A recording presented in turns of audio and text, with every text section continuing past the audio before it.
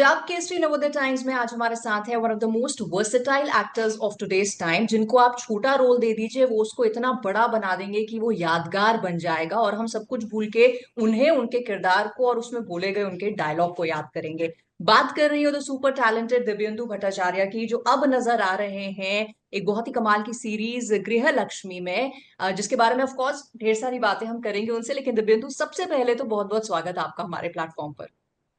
Thank you so much. Thank you. Thank you. अच्छा, मुझे एक चीज जाननी है कि टाइटल गृह लक्ष्मी है, लेकिन जो हम्म, स्टोरी और प्लॉट है वो बिल्कुल ही मैच नहीं करता इससे। बिल्कुल बिल्कुल बिल्कुल। और वही वही खास बात है इस सीरीज का। और that that was the hook point actually, कि जब जब पहली बार मुझे नरेट किया गया था स्टोरी, तभी मुझे ये चीजें बहुत ही अट्रैक्ट किया था। मतलब कि क्योंकि सुनने में लगता है कि कोई फीमेल मैगजीन का कवर पेज होगा, गृह लक्ष्मी और समथिंग लाइक दैट, और या फिर कोई टेलीविजन सीरीज में सास बहू वाला सीरीज। लेकिन वो जिस तरीके से वो कहानी उस घर के दायरे से निकल के बिल्कुल एक डार्क एंड ग्रिटी वर्ल्ड में घुस जाती है, और इसकी व्याप्ति जिस तरीके से दिखाई गई है, मैं सारी चीजें, तो वो मुझे सबसे ज्यादा अट्रैक्ट किया था। तो बिल्कुल। That is the actually crux of the story is that it is not at all अब दिस काइंड ऑफ सीरीज के where आपको सिर्फ घर गृहस्थी की कहानी वगैरह मिलेगी। बिल्कुल नहीं है, बिल्कुल कंप्लीटली डिफरेंट वर्ल्ड की कहानी है। करेक्ट, मैं वही सोचती हूँ कि नाम सुनकर जो लोग आ रहे होंगे, और स्पेशली क्योंकि हिना से जुड़ा है और हिना एक हम्म, हाउस होल्ड नेम टीवी में रही है, इस तरह के बिल्कुल किरदार करने के लिए, तो जो लोग ये सोच के आ रहे होंगे अच्छा ऐसा ही कुछ अब हम देखेंगे, उनके लिए किस तरह का एक प्लेजेंट सरप्राइज होगा कि अरे ये तो ये नहीं है, बल्कि ये तो रानी बनने वाली कहानी है उनकी। देवेंदु, आपने ये तो बिल्कुल बताया बिल्कुल। कि ये एक मेन वजह रही कि आप इसके लिए अट्रैक्टेड रहे, बट अब रिलीज के बाद रिव्यूज जो आ रहे हैं, सो किस तरह के हम्म। कमेंट्स, किस तरह के कॉम्प्लीमेंट्स? अव्वल तो आज के तारीख में जो है ना, वो सीरीज जो है लकी ड्रॉ हो चुका है। मतलब आप कौन से देखेंगे, कौन सा छोड़ेंगे, ये सब मतलब सिर्फ पैकेजिंग, प्रमोशन, इन सब पे डिपेंड करता है। कि इन्होंने बहुत अच्छा प्रमोशंस किए कि बहुत चारों तरफ एपिकॉन एंड गृहलक्ष्मी के बारे में पता चल रहा है लोगों को। उसके चलते लोगों ने जब देखना चालू किया, तो लोगों को पता चला कि यार it's a fantastic series actually. इसमें बहुत नुआंसेस है, बहुत अच्छे अच्छे एक्टर्स है, उनके परफॉर्मेंसेस है। तो अभी तो हाल फिलहाल में तो बहुत अच्छे रिव्यूज आ रहे हैं। ऊपर से लोगों को ये भी पता है कि हिना की तबीयत खराब है, और उसके चलते वो किस तरीके से उसने जूझ किया, एज अ फाइटर गर्ल काम किया इसमें। तो वो भी एक चीज है कि लोगों को ये भी समझ में आ रहा है कि यार हमको तो ये देखना है कि किस तरीके से हिना ने काम किया, और किस तरीके से हम लोगों ने कोलैबोरेट किया है। कि हिना के साथ मैं भी, वो चंकी भी है, चंकी पांडे भी है, राहुल देव भी है। तो सारे एक्चुअली इंडस्ट्री के सीरियस कंटेंडेंट भी है हम्म। लगभग। मतलब देखा जाए तो इस करेक्ट। तरीके से, हाँ, इस तरीके से रिव्यूज बहुत अच्छे आ रहे हैं। मतलब people are really right. Liking the show. And ये भी एक अच्छी बात ओटीटी की है कि कई बार जैसे आपने कहा कि अगर कोई नए प्लेटफॉर्म पे आया है, सो वर्ड ऑफ माउथ से एक तो कोई अच्छी चीज है, अच्छा कंटेंट है तो वो स्प्रेड होता है। दूसरा, क्योंकि ओटीटी में ऐसा नहीं है कि सीरियल था, अरे हमारा पहला एपिसोड मिस हो गया है तो अभी हम बीच से पिक कर रहे हैं तो हमें कहानी समझ नहीं आएगी। क्योंकि ये है हियर टू स्टे है, तो इसीलिए हम जो सात के सात एपिसोड्स हैं, जब हमें पता चलेगा सीरीज के बारे में तो तब हम उसको देख सकते हैं। तो आई थिंक लॉन्जिविटी ओटीटी बढ़ा देता है कहीं ना कहीं। या exactly, because OTT is like a cinema only. जैसे कि सिनेमा का जो एक आर्काइवल वैल्यू होता है, एक आर्काइव्ड होता है, वो कभी भी आप रिविजिट कर सकते हैं। ओटीटी भाई अब ऐसे ही है ना, वो एक प्लेटफॉर्म में, पोर्टल में रखा हुआ है। चाहे आप 4 साल बाद, 5 साल बाद भी उस शो को देख सकते हैं। जैसे कि अभी रिसेंटली, अभी भी मुझे क्रिमिनल जस्टिस सीजन 1 के बारे में लोग कहते हैं कि जो कि 7 साल 8 साल पुराना शो है करेक्ट। ना। तो फिर आपको अच्छा लगता है कि नहीं, लोग अभी भी रिविजिट करते हैं। करेक्ट। और जो किरदार हैं उनको लोग और करीब से देखते हैं, बिकॉज टाइम बहुत हो जाता है कि आप अपनी कन्वीनियंस पे, जब आपका दिल करता है तो आप देख सकते हैं, तो किरदारों को आप याद कर पाते हैं, जैसे आपके जो किरदार है लोगों को याद है। अब आते हैं गृहलक्ष्मी में विक्रम कनवाल की तरफ। कैसा हम्म। कैरेक्टर है और किस तरह से आपने इसको पोर्ट्रे किया, क्या डिफिकल्टीज लगी आपको ये मिनिसिंग कैरेक्टर को प्ले करने में? ये डिफिकल्टीज मतलब वही ऐसे मिनेसिंग कैरेक्टर प्ले करते समय हमेशा यही होता है कि यार इतना खराब इंसान तो मैं हूं नहीं, जितना मैं खूंखार बन रहा हूँ, जितना मैं गंदी गंदी तरीके से लोगों के साथ बात कर रहा हूँ, जितना मैं लोग किसी का गला काट दे रहा हूँ, किसी ये कर रहा हूँ, तो मतलब जो आदमी चींटी तक मारने में डरता है तो फिर वो आदमी ऐसा कैसे कर सकता है। लेकिन वो वही मेरा क्राफ्ट है, उसी के चलते मतलब वही मेरा अर्निंग है, वही मेरा ब्रेड एंड बटर है, सब कुछ है, तो उसको जस्टिफाई करना ही मेरा काम है। I cannot be as an actor, I cannot be judgmental about my characters. So because अगर मुझे कल हिटलर की कैरेक्टर्स करने के लिए देंगे वो भी करना चाहूंगा, वो भी मैं करूंगा। स्वामी विवेकानंद देंगे वो भी मैं करना चाहूंगा, वही मैं करूंगा। तो बिल्कुल पोलर एपर्स कैरेक्टर भी मैं करना चाहूंगा। तो मुझे इस तरीके की कोई जजमेंट है नहीं मेरे दिमाग में किसी किरदार को लेके। तो मैं उसको जितना मतलब जितना जस्टिस कर पाऊं उतना जस्टिस करने की कोशिश करता हूँ कि क्योंकि क्योंकि ये नॉर्मल कैरेक्टर्स तो है नहीं, कि बिल्कुल अनप्रेडिक्टेबल, मर्सीलेस, बिल्कुल क्रूड क्रूअल, अपने टर्म्स में जीने वाला इंसान जिसको किसी किसी से कोई लेना देना नहीं है। अपना खुद के लॉजिक सिस्टम है, जो जो लॉजिक सिस्टम दुनिया के लॉजिक सिस्टम से कम्प्लीटली अलग अलग होते हैं ऐसे लोगों के। तो एक एक वैसे टोल टोल है, मतलब एक अपने ऊपर एक चीजें तो होती है, लेकिन मैं कोशिश करता हूँ कि उसी को उधर ही छोड़ के आ जाऊं। तो राइट। मतलब इट शुड आई मतलब you cannot carry all these characters. So correct. That but is why I don't carry any characters, वो गुड अच्छा इंसान भी हो बुरा इंसान भी हो, सो आई डोंट कैरी एनीथिंग।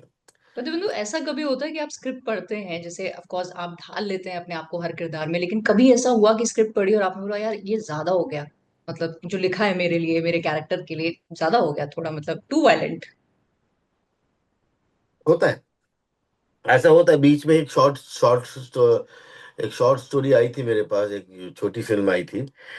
सो उसमें वर्बोस बहुत खतरनाक थे। तो फिर मैंने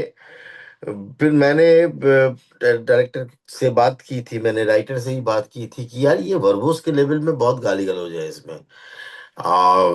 तो उसने बोला कि दादा ये कैरेक्टर ही ऐसा है। मैंने बोला यार फिर मतलब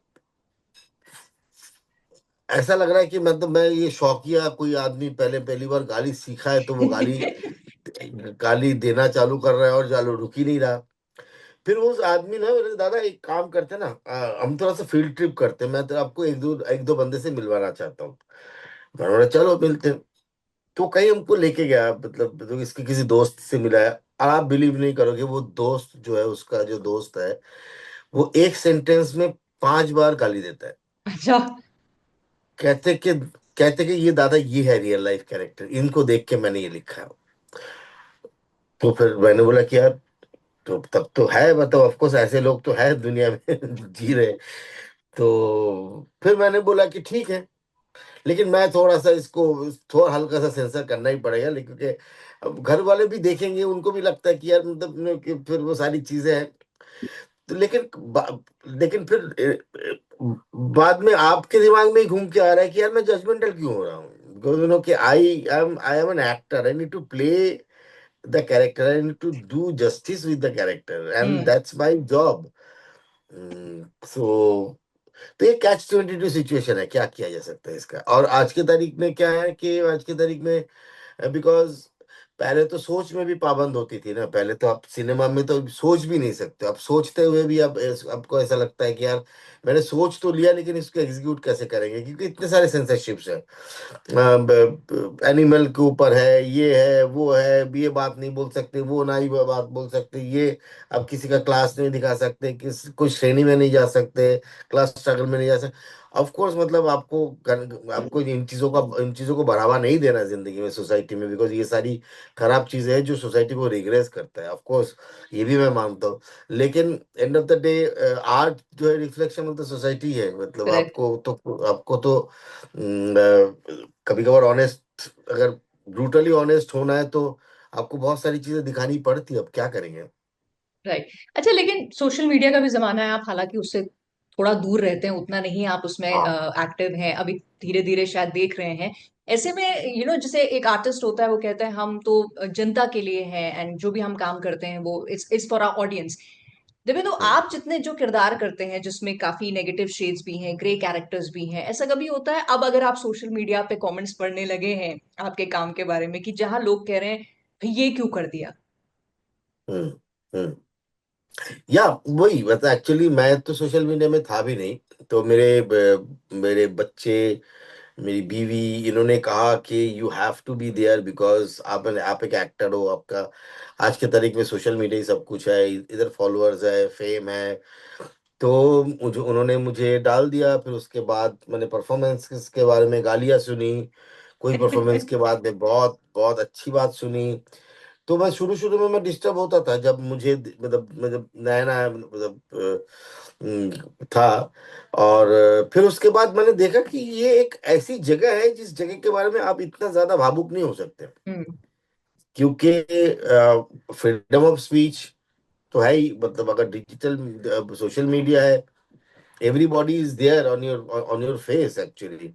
मतलब पहले जमाने में चलो आप किसी को नजरअंदाज करके चले जा सकते थे, बिकॉज यार ये एक ऐसी जगह है जहाँ मतलब मैं क्या बताऊँ आप जैसे सचिन तेंदुलकर को लोग क्रिकेट खिलाना खिलाना सिखाते हैं ऐसी जगह पे, मतलब कि अड्डे में बैठे हुए हैं और किसी ने बोला कि अरे सचिन ने बहुत गंदा खेला और सचिन को ऐसे स्ट्रेट ड्राइव करना चाहिए, ऐसे स्क्वायर गार्ड कैसे मारा, जिन्होंने हो सकता है क्रिकेट का भी बल्ला भी नहीं बैट उठाया हाथ में ही होगा। नहीं लगा, बल्ला भी नहीं उठाया होगा। तो ऐसे लोगों को बचपन में हमको भी मिलते थे। उस टाइम सोशल मीडिया नहीं था, लेकिन उसके चाय की दुकान होती थी या सलून होता था।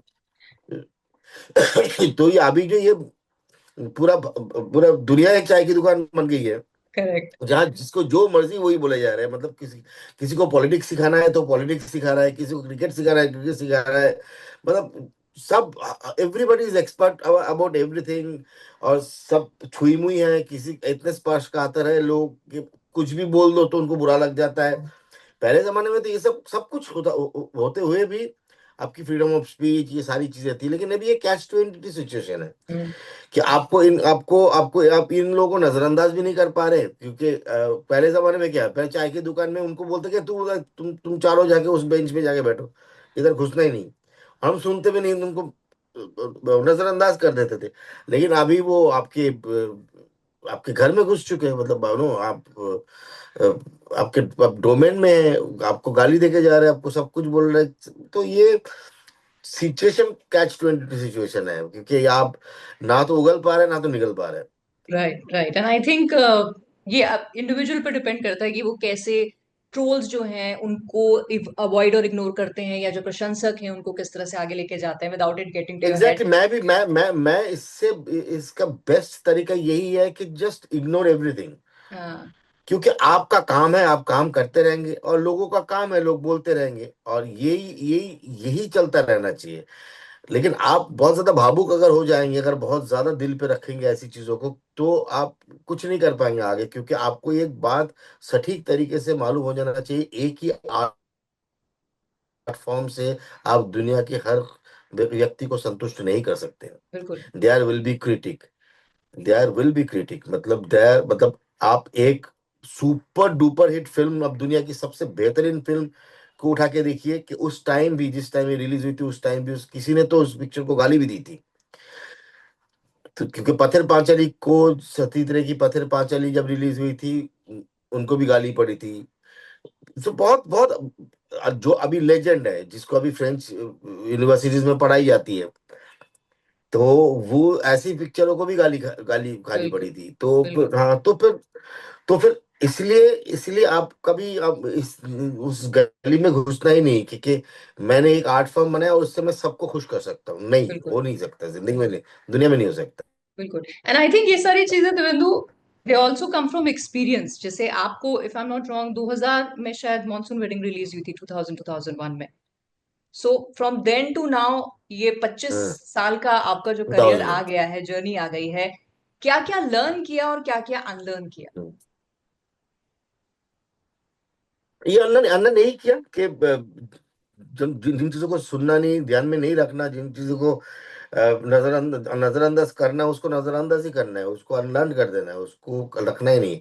और जो अच्छी चीज है उसको रखो, जो आपको आगे ले जाने में सहायता करती है, तो ऐसी चीजों को रखो आप। मतलब जो जो पॉजिटिव कैटलिस्ट हो उसको रखो, जो नेगेटिव कैटलिस्ट हो उसको माइनस कर दो लाइफ से। बस सिंपल सी बात है। बट एक सवाल है, I'm sure आपसे पहले भी पूछा ही गया होगा, कि बहुत सारे एक्टर्स होते हैं जिनको अगर छोटा रोल दिया जाता है, स्पेशली अगर वो एक नाम अपना बना लेते हैं, तो उन्हें लगता है अरे यार छोटा सा रोल। लेकिन आप उन चुनिंदा एक्टर्स में से हैं जो छोटे रोल को भी, जैसे मैंने बिगनिंग में कहा था, यादगार बना देते हैं, बड़ा बना देते हैं अपनी प्रेजेंस से, अपनी एक्टिंग से। तो कभी दिमाग में ऐसा रहता है कि यार अब 25 साल बाद मैं छोटा रोल क्यों करूं? यार वो छोटा रोल मैं क्यों करूं, उसमें इसका ना एक चीज है कि मतलब छोटा रोल मैं इसलिए नहीं करना चाहता हूँ कि छोटा रोल टफ होता है। हम्म।